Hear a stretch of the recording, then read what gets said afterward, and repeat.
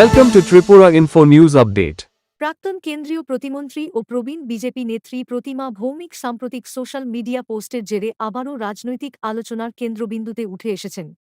বিভিন্ন মহলের মতে তার একাধিক মন্তব্য রাজ্য বিজেপির অভ্যন্তরীণ পরিস্থিতি নিয়ে অসন্তোষের ইঙ্গিত দিচ্ছে। দীর্ঘদিন ধরে ত্রিপুরায় বিজেপির সাংগঠনিক বিস্তারে গুরুত্বপূর্ণ ভূমিকা পালন করা প্রতিমা ভৌমিক ২০২৪ সালের লোকসভা নির্বাচনে দলের টিকিট না পাওয়ার পর থেকে তুলনামূলকভাবে প্রচারের বাইরে ছিলেন। তবে তাঁর সাম্প্রতিক পোস্টগুলো দলের কার্যপদ্ধতি নিয়ে পরোক্ষ সমালোচনা হিসেবে ব্যাখ্যা করা হচ্ছে।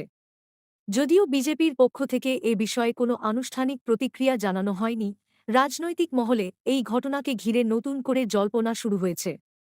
তবে প্রতিমা ভৌমিকও তাঁর মন্তব্যের উদ্দেশ্য সম্পর্কে প্রকাশ্যে কোনো ব্যাখ্যা দেননি।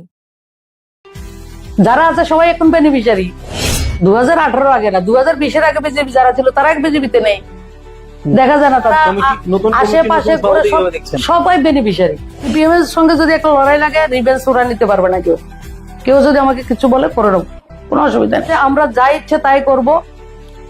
ইলেকশনে তো আমাদের জিতানোর দায়িত্ব না, ইলেকশন জিতাবে মোদী অমিত শাহ, বিপ্লব দেব, তারা দুজনকে দায়িত্ব দেওয়ার বিষয়ে পুরোটা দিল্লির।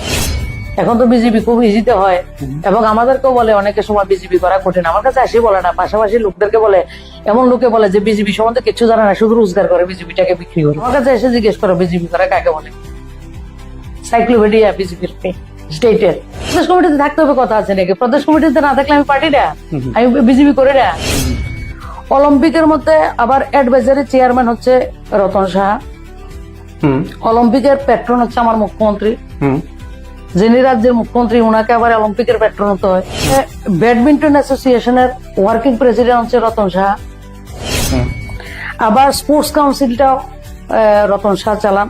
যদি এত বেশি বুঝে সমস্যা যেটা হয়, এটা হচ্ছে আমাদের। আমি যখন মন্ত্রী হয়েছি আমাকে ফোন করে বলা হয়েছে এক ব্যক্তি এক পদ, আর গত 4-5 বছর ধরে দেখছি এক ব্যক্তি 10 পদ।